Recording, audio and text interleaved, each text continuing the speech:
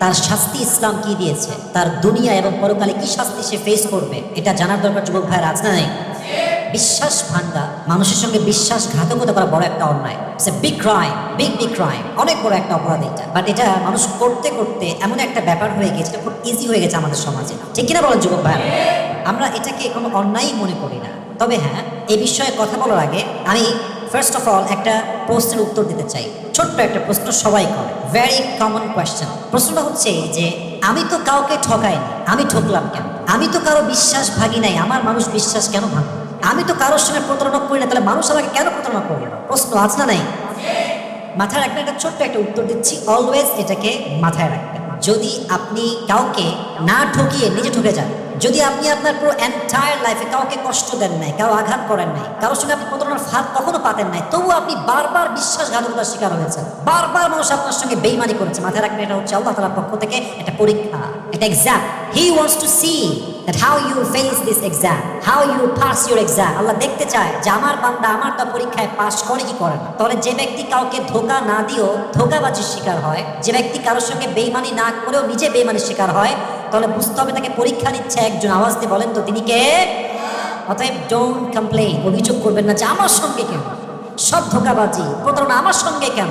মাথায় রাখবেন, আল্লাহ যাকে ভালোবাসে বেশি, আল্লাহ তাকে পরীক্ষাও করে বেশি। সুবহানাল্লাহ পড়ুন সবাই।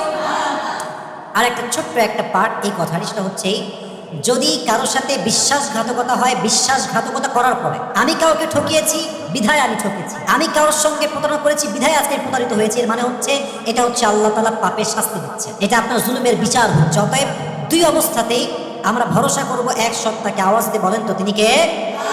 তবে সত্য কথা হচ্ছে যে প্রতারক যে হয়, চাই সে ছেলে হোক কিংবা মেয়ে হোক, তারা জীবনে কখনো তাদের পারিবারিক জীবনে সুখী হতে পারে না। কথা ঠিক কিনা বলেন যুবক ভাইয়েরা?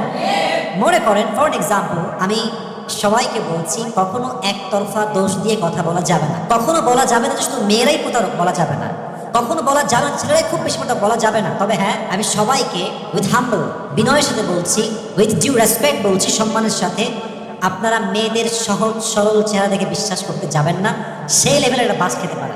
এটা হতে পারে কি পারে না যুবক ভাইয়েরা? উইথ ডিউ রেসপেক্ট বলছি, এটা মেয়েরাও স্বীকার করতে বাধ্য। কারণ মেয়েকে দেখে বোঝা বড় দায় যে সেই মেয়েটা আসলে এক পুরুষকে ভালোবাসে, ঠিক কিনা বলেন?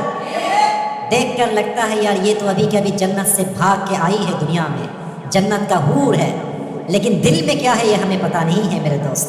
এই জন্য বারবার বলি, যদি আপনি বিশ্বাসঘাতকতার শিকার না হতে চান, যদি আপনি নিজেকে ঠিক রাখতে চান, সহজে কাউকে ট্রাস্ট করবেন না, স্পেশালি কোনো মেয়েকে। আমি সব মেয়ের কথা বলছি না, বিশেষ কিছু মেয়েরা আছে যারা একই টাইমে দুই পুরুষ মেনটেন করতে পারে, যারা একই টাইমে দুই পুরুষে আসক্ত হতে পারে, যারা সম্পত্তি স্ট্যাটাস দেখলে লোভের ঠেলায় উল্টে পড়ে, এদেরকে আপনি চুল পরিমাণ বিশ্বাস করতে পারবেন না, ঠিক কিনা বলেন? আসুন আমি বলি আপনাদেরকে শাস্তিগুলো আসলে কি। শাস্তি আসলে কি হয়? যে প্রতারক, যে বিশ্বাসঘাতক, তার প্রথম শাস্তি হচ্ছে সে যদি মানুষের কাতারে পড়ে, সে যদি একজন মানুষ হয়, প্রকৃতপক্ষের মানুষ, তার ভেতরে সামান্য মনুষ্যত্ববোধ থাকে, সে তার জীবনে শুধুমাত্র এই বিশ্বাসঘাতকতার যন্ত্রণায় সে কখনো সুখ খুঁজে পাবে না, ঠিক কিনা বলেন যুবক ভাই? আমি যদি কারো হক মেরে খাই, যদি আমার মাঝে ন্যূনতম হলেও ইমান থাকে, আমার ভেতরে গিলটি ফিলিংস কাজ করবে কি করবে না? প্রতারক কখনো তার মনের শান্তি খুঁজে পায় না যুবক ভাই, কখনো পায়। আপনি দেখেন, যেই মেয়েটা, যেই ছেলেটা একটা মেয়ের জীবন নিয়ে খেলেছে, বিয়ের পরেও খেলেছে, বিয়ের আগেও খেলেছে, আপনি বলতে প্রতারক ছেলে যেখানেই যাক, ও কি ওর মনের সুখটা কোথাও খুঁজে পাবে? আচ্ছা, যেই মেয়েটা স্বামীর মন ভেঙে দিল পরপুরুষকে দিয়ে, এমন এমন কাজ করে স্বামীর পুরো বিশ্বাস, ভালোবাসা, মায়া, আসক্তি সব দূর করে ফেলো বিশ্বাসঘাতকতার মাধ্যমে, ও কি ওর পুরো পারিবারিক জীবনে, সাংসারিক জীবনে কখনো আর সুখের দেখা পাবে যুবক ভাইয়েরা? মাথায় রাখবেন, অনেক মেয়ে নষ্ট হওয়ার পেছনে স্বামী দায়ী, এবং অনেক স্বামী নষ্ট হওয়ার পেছনে তার স্ত্রী দায়ী, ঠিক কিনা বলেন? অনেক স্বামী চায়, অনেক স্বামী দুনিয়াতে, অনেক হাজবেন্ড আছে, তারা চায় যে আমি আজীবন এক নারীতে আসক্ত থাকি, আমি একজনকে নিয়ে আজীবন থাকি, আমি একজনকে আজীবন ভালোবাসবো। বাট যখন তার সামনে তার স্ত্রীর চরিত্র প্রকাশ হয়, তার ব্যক্তিত্ব প্রকাশ হয়, তার অন্যায় প্রকাশ হয়, তার বিশ্বাসঘাতকতার ন্যূনতম প্রকাশ হয়, তখন একজন সব যুবকও চরিত্রহীন হয়ে যায়, ঠিক কিনা বলেন? তার চরিত্র নষ্ট হয়ে যায় শুধুমাত্র মেয়েটার জন্য। অতএব মাঝে মাঝে বিশ্বাসঘাতক ব্যক্তির জন্য অন্য ব্যক্তির জীবনটা নষ্ট হয়ে যায়। তো তার মাঝে নিম্নতম যদি কোনো রকম ন্যূনতম ইমান থাকে, মনুষ্যত্ববোধ থাকে, সে তার জীবনে কখনো সুখ খুঁজে পায়। আল্লাহ আমাদের সবাইকে বোঝার তৌফিক দান করুন, সকলে মন করে পড়া আমিন। 2 নাম্বার, বিশ্বাসঘাতক যে হয়, দ্য সেকেন্ড পানিশমেন্ট, আমি কিন্তু দুনিয়া নিয়ে বলছি, এখন আখিরাতে আমি যাই না, এগুলো দুনিয়ার শাস্তি। 1 নাম্বার, মনের সুখ কেড়ে নেয় একজন, তিনি কে? 2 নাম্বার শাস্তি বড্ড মারাত্মক। দেখেন, যে বিশ্বাসঘাতক হয়, যার সঙ্গে সে বিশ্বাসঘাতকতা করেছে, সে আর কখনো ওই ব্যক্তির চোখের দিকে চোখ রেখে কথা বলতে পারে না, মাথা উঁচু করে দাঁড়াতে পারে না, সে তার অধিকার তার প্রকাশ করতে পারে না, কারণ সে জানে যে সে প্রতারণা করেছে। আর প্রতারক কখনো তার মাথা উঁচু করে সম্মানের সঙ্গে বাঁচতে পারে না, ঠিক কিনা বলে? বড় একটা শাস্তি। আমি যদি কোনো মানুষকে অনেক বেশি ভালোবাসি, মন থেকে ভালোবাসি, তাকে ছাড়া আমার জীবনটা লাইক অন্ধ, আমি দেখতেই পারবো না, তাকে ছাড়া আমার জীবনটা একদম অচল। আমি যদি তার সঙ্গে বিশ্বাসঘাতকতা করি, বিশ্বাস নিয়ে খেলি, আর যদি সে এটা জানতে পারে, জেনে যায়, প্রমাণ হয়ে যায়, আমি কি তার সামনে আগে যেমন করে বুক ফুলিয়ে গৌরবের সাথে কথা বলতে পারতাম, তারপরে কি আর পারবো যুবক ভাইয়ারা? আমার জীবন অচল হয়ে যাবে, আমি আর বুক ফুলিয়ে গৌরবের সঙ্গে আর বাঁচতে পারবো না। তবে হ্যাঁ, ছোট্ট একটা ব্যাখ্যা দিচ্ছি, কারণ এটা ইউটিউবে যাবে, মানুষ ফুল লেকচারটা শুনবে, স্পিচটা শুনবে, ছোট্ট একটা ব্যাখ্যা দিচ্ছি, মনোযোগ দিয়ে শুনবে। প্রতারকরা, বিশ্বাসঘাতকরা মাঝে মাঝে একটা কথা প্রায় বলে, আচ্ছা চল নতুন করে আবার শুরু করি, করেছি তো কি হয়েছে, আমাকে তুমি মাফ করে দাও, দেখো আমি তোমাকে খাওয়াচ্ছি, পড়াচ্ছি, তোমার জন্য কাপড় ধরছি, যত্ন করছি, still I am trying my best, I really love you, তুমি আমাকে কেন আগের মতো ভালোবাসতে পারবা না? That's a question. এটা যদিও সেন্সিটিভ, কিন্তু আপনি বুঝলে এটা আপনাদের সহজ হবে। এটা একটা এক্সাম্পল আছে, উত্তর আছে। ফর এক্সাম্পল, যদি যদি আমি আমার সবচেয়ে কাছের বন্ধুকে, কাছের মানুষকে, আমার আত্মার মানুষকে নিজে পানির ভিতরে বিষ মাখায় খাওয়াই দিই, সে বিষটা দেখলো আমি মিশিয়েছি, আমি সেই বিশ্বাসঘাতক, বিষ মিশিয়েছি আমি, আমার বন্ধু উল্টে পড়ছে, আমি তার মুখ দিয়ে ফেনা বের হচ্ছে, আমার ভালোবাসার মানুষের মুখ থেকে বিষের যন্ত্রণায় ফেনা বের হচ্ছে, আমি সেই সময় পানিতে বলছি, বন্ধু মাফ করে দে, দেখ আমি তোকে সত্যি ভালোবাসি, এই দেখ পানি দিচ্ছি, এই দেখ তোকে ভালোবাসি। আচ্ছা বলেন তো, বিষ দেওয়ার পরে এই বন্ধু বা এই বউ বা এই স্বামী আজীবন কি সেই মানুষটাকে আর ভালোবাসতে পারবে? বলেন, পারবে? অসম্ভব।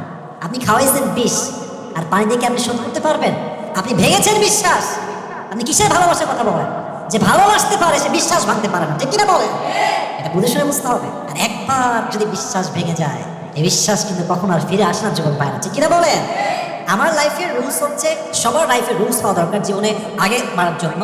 একবার যদি আমার বিশ্বাস কেউ ভেঙে দেয়, শেষ করে দেয়, তারপরে তাকে আমি দেখবো, শুনবো, তার কথাও শুনবো, বাট আমি বিশ্বাস করবো না। কারণ যে একবার ভাঙতে পারে সে কোটিবার ভাঙতে পারে, ঠিক কিনা বলেন? বিশ্বাস ভাঙা মানুষের স্বভাবের মতো হয়ে গেছে আজকাল। আল্লাহ আমাদেরকে হেফাজত করুন, সকলেই আমরা মন করে পড়ছি আমিন। এবার আসুন আপনাদেরকে আরো বোঝাই আখিরাতের শাস্তি কি হবে। জানা দরকার যুবক ভাইয়ের, আছে না নাই? আখিরাতের প্রথম শাস্তি এবং সবচেয়ে বড় শাস্তি, এটার উপরে আর কোনো শাস্তি হয় না। আমি আগেও বলতাম, এটা আজও বলছি, যদি মানুষ মানুষের বিশ্বাস ভাঙে, কষ্ট দেয়, হক নষ্ট করে, এটা এমন একটা অন্যায়, আল্লাহ সব মাফ করলো। যদি মানুষের মনে কেউ কষ্ট দেয় অন্যায় ভাবে, আল্লাহ সব গুনাহ মাফ করলো, এই গুনাহ মাফ করে না, ঠিক কিনা বলেন? This is called haqqul ibad. There are two kind of haqq. Number one, haqqullah, which is related with Allah subhanahu wa ta'ala. যেটা আল্লাহর সঙ্গে সম্পৃক্ত, এটা হচ্ছে হাক্কুল্লাহ, আল্লাহর হক। And number two is হাক্কুল ইবাদ, which is connected with servant, যে বান্দার সঙ্গে সম্পৃক্ত। এটা বান্দা মাফ না করলে আল্লাহ কখনো মাফ করে? আপনি বান্দার হক নষ্ট করে দিয়েছেন। যতই কাঁদেন, যত যাই করেন, যার বিশ্বাস আপনি ভেঙেছেন, সে আপনারে মাফ না করলে কখনো আপনার গুনাহ মাফ হবে? অতএব আজ থেকে আমরা নিয়ত করছি, কখনো আমাদের পুরো জীবনে আমরা কারো বিশ্বাস নিয়ে আর কখনো খেলবো না। রাজি আছেন ইনশাআল্লাহ? আরেকটি লাস্ট শাস্তি, এটা বলে আমি শেষ করতে চাই আমার কথা, ইতি টানতে চাই।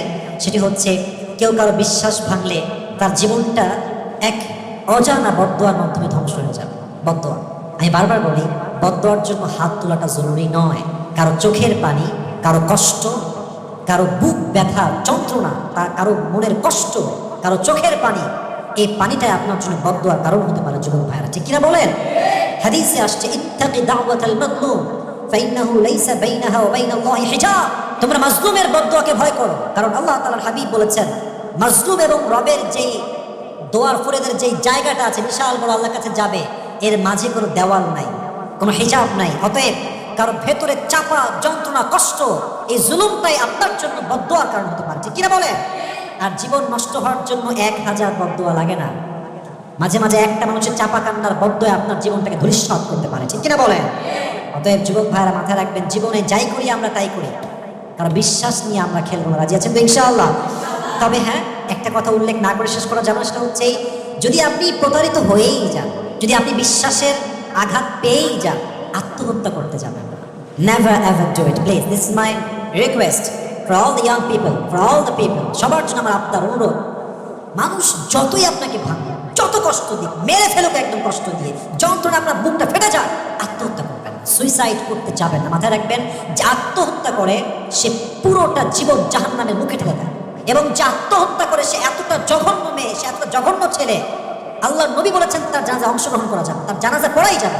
তার জানাজা হবে একদম ছোট্ট জানাজা, এলাকার একদম নিম্নমানের একজন মুয়াজ্জিন বা একদম বেশি শিক্ষিত যে নয়, নিম্নমানের একজন ব্যক্তি তার জানাজা পড়াবে। এলাকার কয়েকজন গণ্যমান্য যারা নয় তারা যাবে, কোনো মতে জানাজা পরে দাফন করে দেবে। তার লাশের দাম 2 পয়সাও নাই। তাহলে বোঝেন যে আত্মহত্যাকারী ব্যক্তি কতটা নিকৃষ্ট হলে আল্লাহ হাবিব তার জানাজায় উপস্থিত হতে নিষেধ করেছেন। নাউজুবিল্লাহ পড়বেন না আপনারা সবাই? তাহলে আপনি কি করতে পারেন?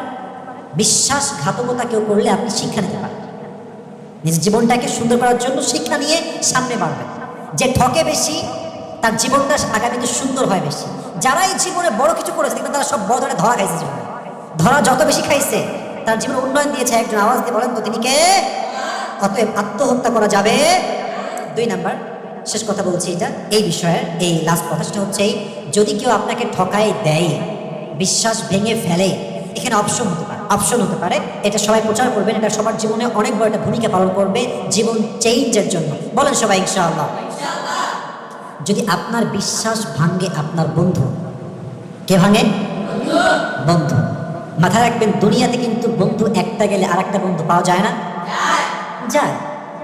একজন ভাঙছে মানে সবাই বিশ্বাসঘাতক? It's exactly not like that. পৃথিবীতে এখনো বিশ্বস্ত মানুষ বেঁচে আছে কি? আজ নাই?